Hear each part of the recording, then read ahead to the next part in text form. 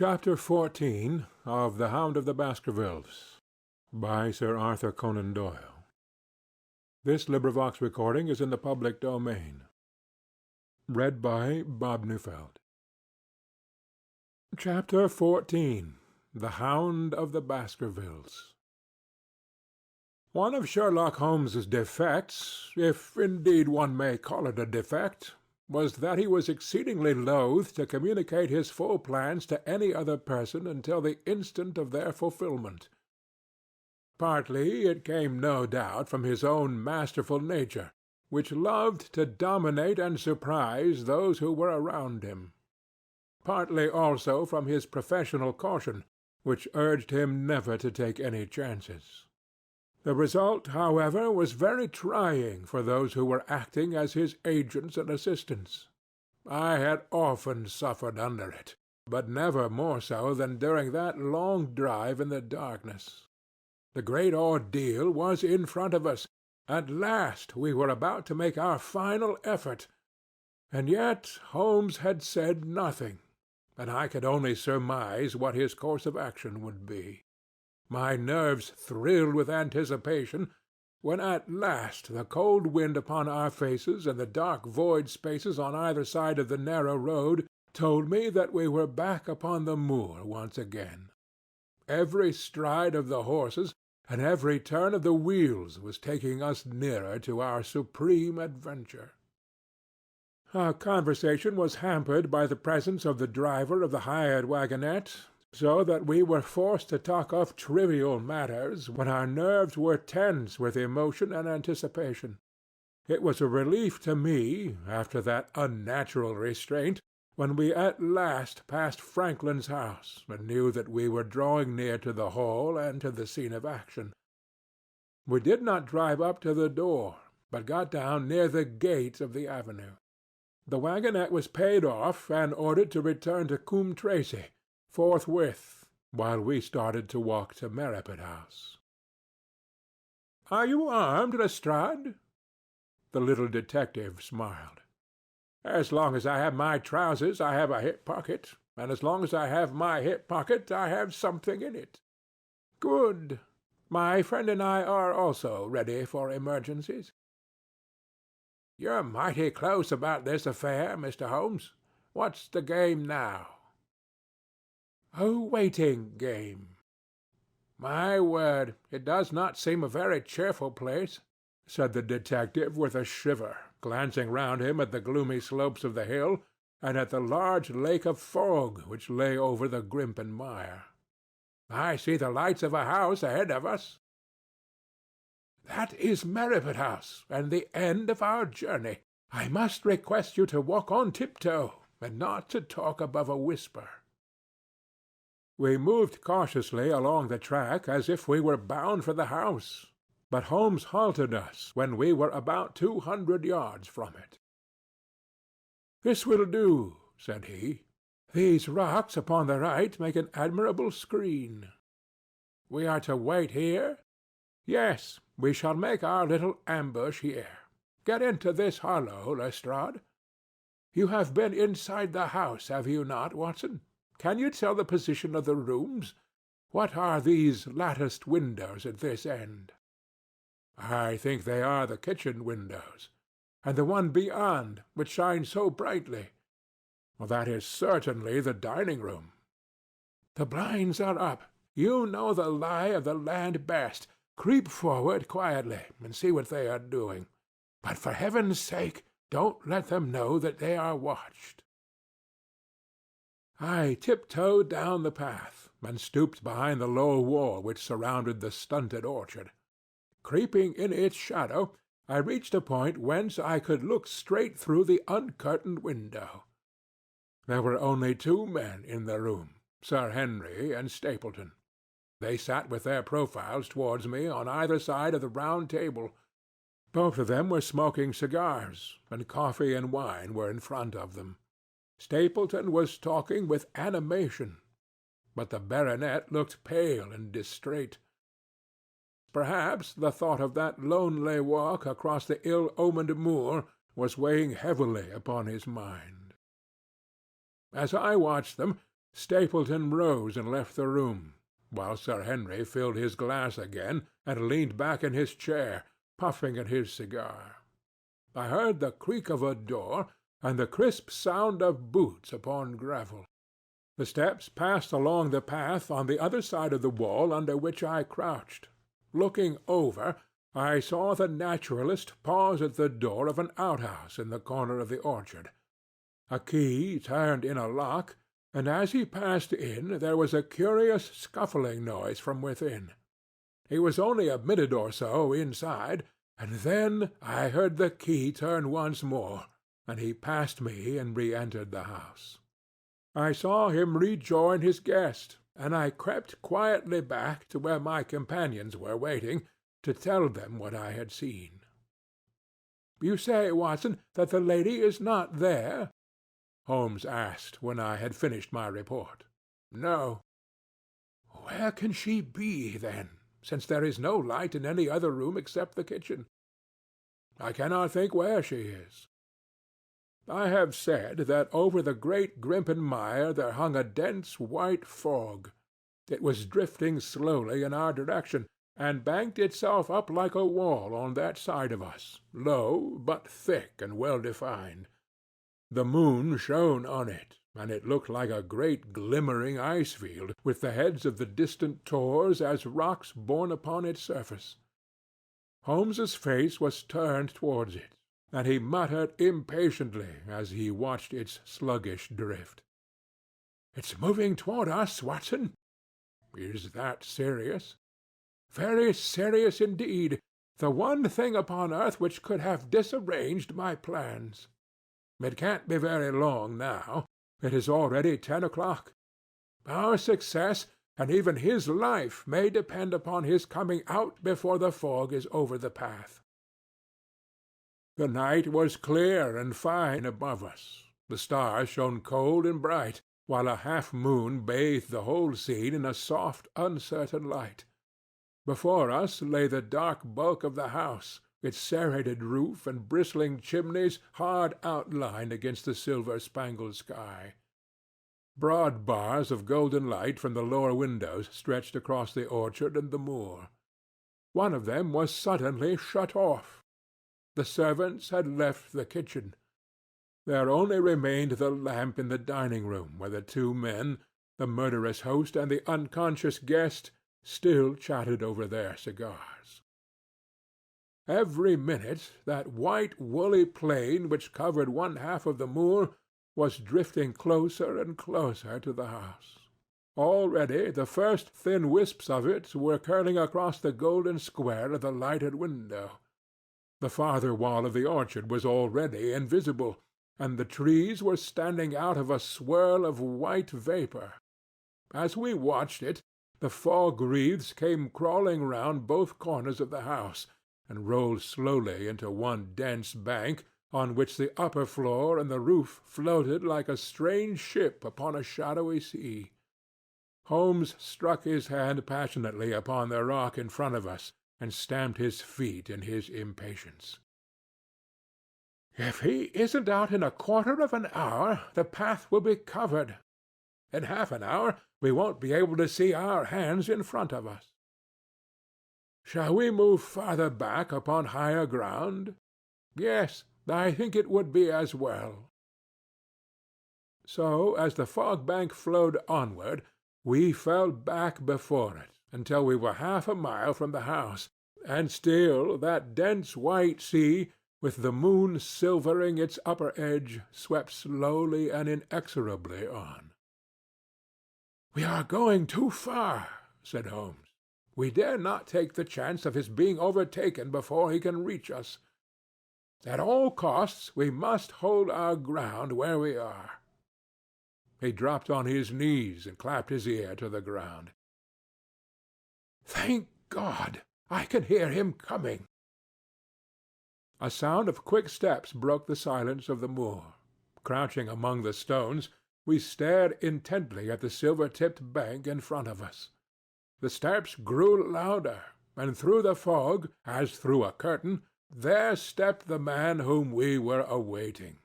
He looked round him in surprise as we emerged into the clear starlit night. Then he came swiftly along the path, passed close to where we lay, and went up the long slope behind us. As he walked, he glanced continually over either shoulder, like a man who is ill at ease. "Hist! Hist!" cried Holmes, and I heard the sharp click of a cocking pistol. "Look out! It's coming!" There was a thin, crisp, continuous patter from somewhere in the heart of that crawling bank. The cloud was within 50 yards of where we lay, and we glared at it, all three, uncertain what horror was about to break from the heart of it. I was at Holmes's elbow, and I glanced for an instant at his face. It was pale and exultant, his eyes shining brightly in the moonlight. But suddenly they started forward in a rigid fixed stare, and his lips parted in amazement. At the same instant Lestrade gave a yell of terror, and threw himself face downward upon the ground. I sprang to my feet, my inert hand grasping my pistol, my mind paralyzed by the dreadful shape which had sprung out upon us from the shadows of the fog. A hound it was, an enormous coal-black hound, but not such a hound as mortal eyes have ever seen. Fire burst from its open mouth, its eyes glowed with a smouldering glare, its muzzle and hackles and dewlap were outlined in flickering flame. Never in the delirious dream of a disordered brain could anything more savage, more appalling, more hellish be conceived than that dark form and savage face which broke upon us out of the wall of fog. With long bounds the huge black creature was leaping down the track, following hard upon the footsteps of our friend. So paralyzed were we by the apparition that we allowed him to pass before we had recovered our nerve. Then Holmes and I both fired together, and the creature gave a hideous howl, which showed that one at least had hit him. He did not pause, however, but bounded onward. Far away on the path we saw Sir Henry looking back, his face white in the moonlight, his hands raised in horror, glaring helplessly at the frightful thing which was hunting him down. But that cry of pain from the hound had blown all our fears to the winds. If he was vulnerable, he was mortal, and if we could wound him, we could kill him. Never have I seen a man run as Holmes ran that night. I am reckoned fleet of foot, but he outpaced me as much as I outpaced the little professional. In front of us, as we flew up the track, we heard scream after scream from Sir Henry, and the deep roar of the hound. I was in time to see the beast spring upon its victim, hurl him to the ground, and worry at his throat. But the next instant Holmes had emptied 5 barrels of his revolver into the creature's flank. With a last howl of agony and a vicious snap in the air, it rolled upon its back, 4 feet pawing furiously, and then fell limp upon its side. I stooped, panting, and pressed my pistol to the dreadful shimmering head, but it was useless to press the trigger. The giant hound was dead. Sir Henry lay insensible where he had fallen. We tore away his collar, and Holmes breathed a prayer of gratitude when we saw that there was no sign of a wound, and that the rescue had been in time. Already our friend's eyelids shivered, and he made a feeble effort to move.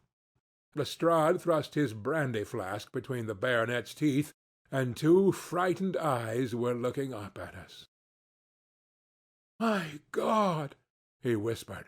"What was it? What in heaven's name was it?"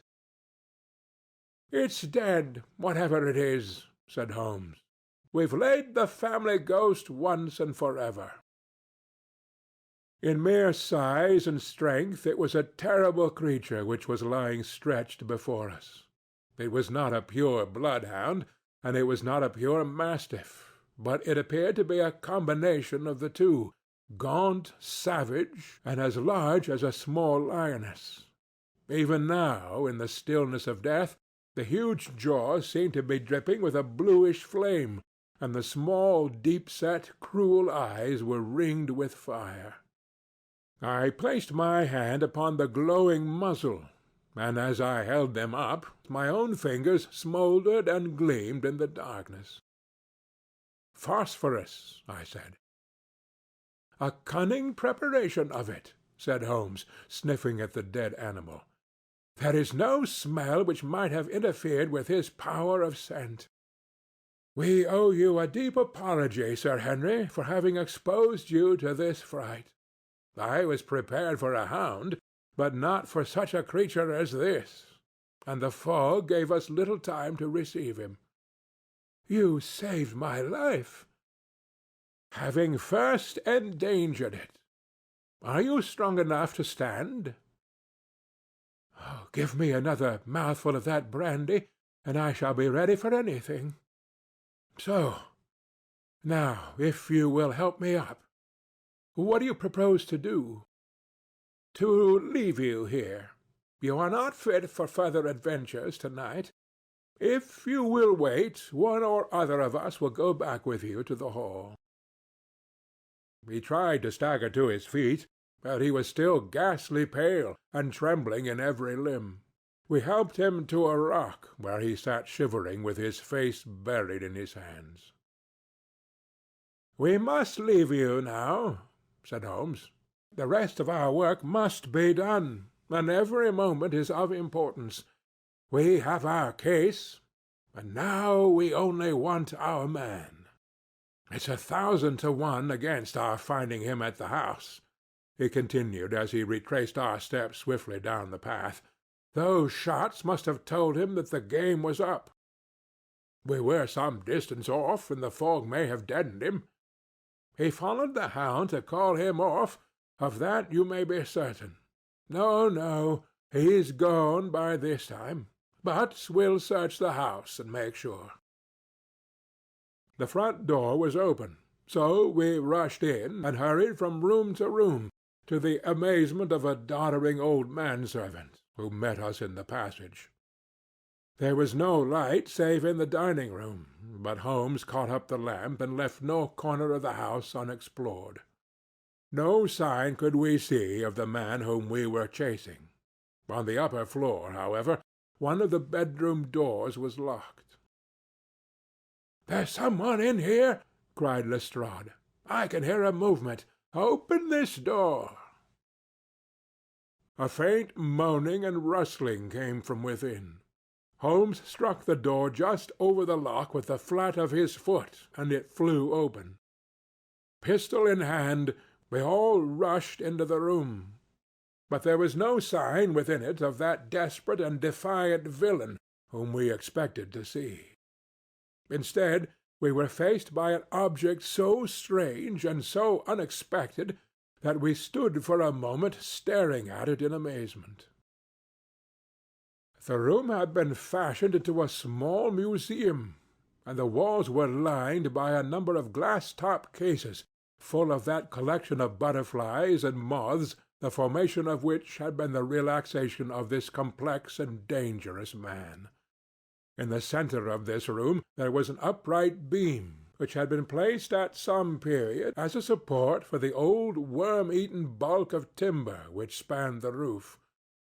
To this post a figure was tied, so swathed and muffled in the sheets which had been used to secure it, that one could not for the moment tell whether it was that of a man or a woman. One towel passed round the throat and was secured at the back of the pillar. Another covered the lower part of the face, and over it 2 dark eyes full of grief and shame and a dreadful questioning, stared back at us. In a minute we had torn off the gag, unswathed the bonds, and Mrs. Stapleton sank upon the floor in front of us. As her beautiful head fell upon her chest, I saw the clear red weal of a whiplash across her neck. "The brute!" cried Holmes. Here, Lestrade, your brandy bottle. Put her in the chair. She has fainted from ill usage and exhaustion. She opened her eyes again. Is he safe? She asked. Has he escaped? He cannot escape us, madam. No, no, I do not mean my husband. Sir Henry, is he safe? Yes. And the hound? It is dead. She gave a long sigh of satisfaction. Thank God! Thank God! Oh, this villain! See how he has treated me. She shot her arms out from her sleeves, and we saw with horror that they were all mottled with bruises. But this is nothing, nothing. It is my mind and soul that he has tortured and defiled. I could endure it all, ill-usage, solitude, a life of deception, everything, as long as I could still cling to the hope that I had his love.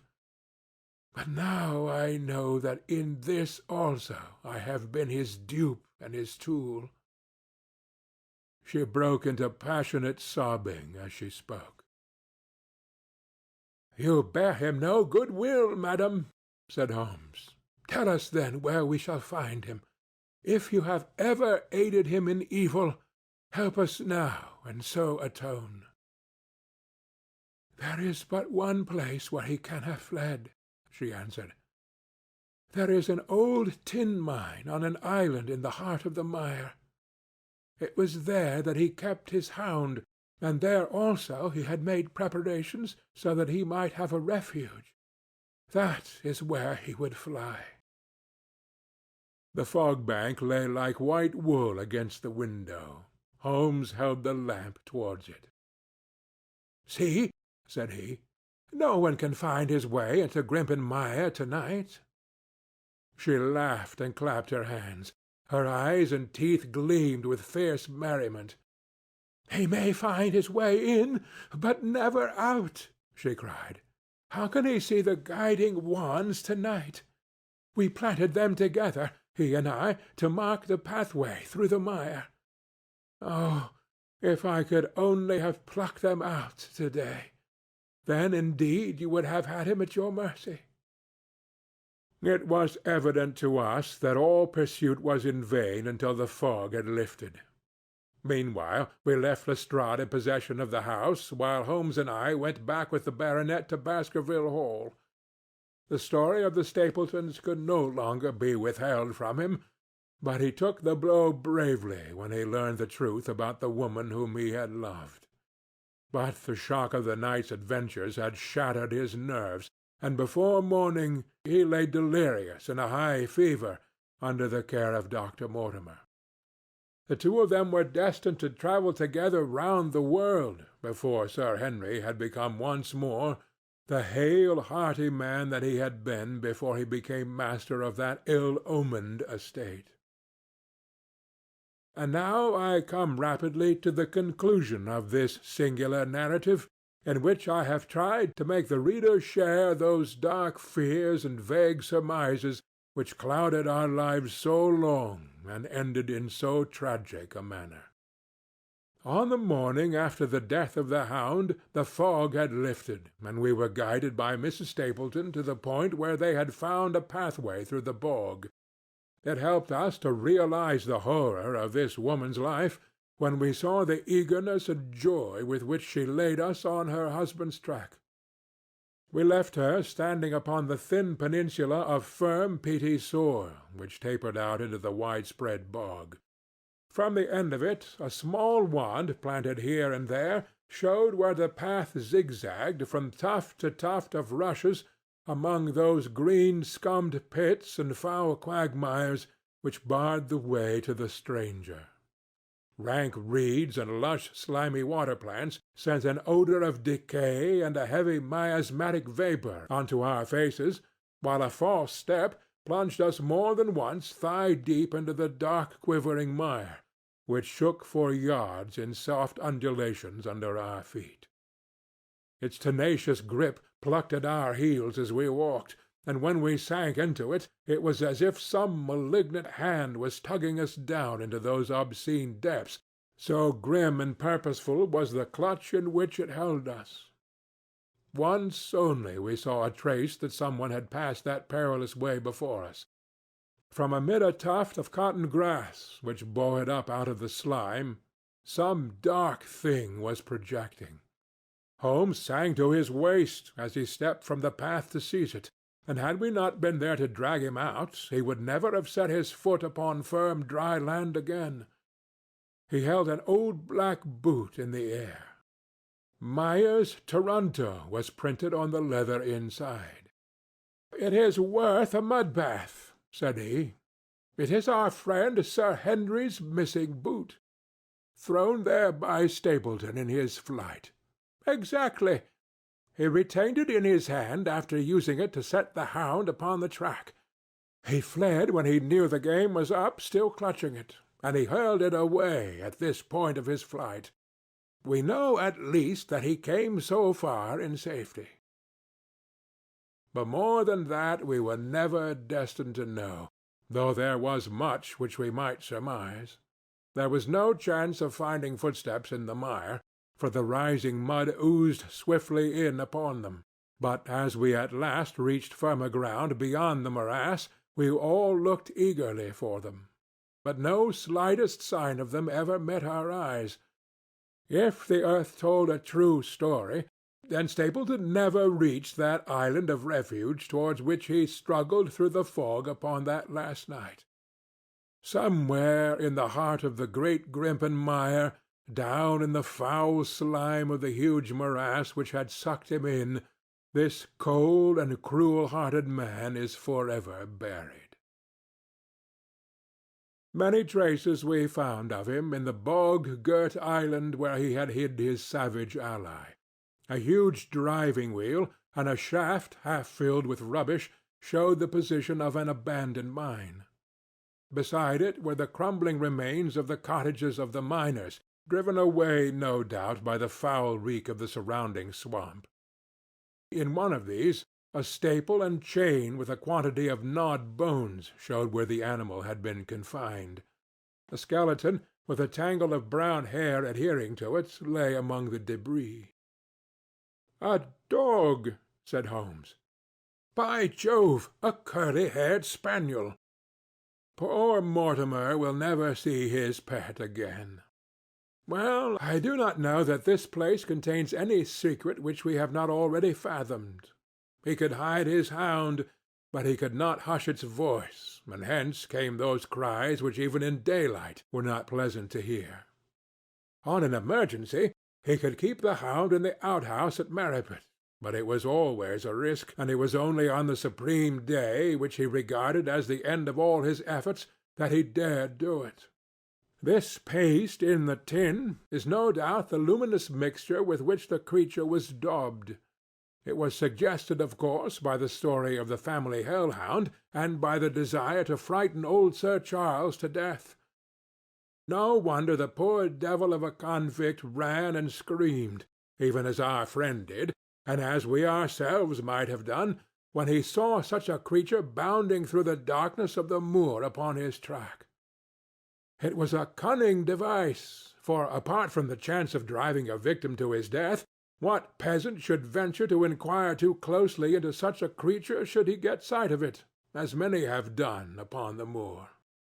I said it in London, Watson, and I say it again now, that never yet have we helped to hunt down a more dangerous man than he who is lying yonder. He swept his long arm towards the huge mottled expanse of green-splotched bog which stretched away until it merged into the russet slopes of the moor. End of Chapter 14.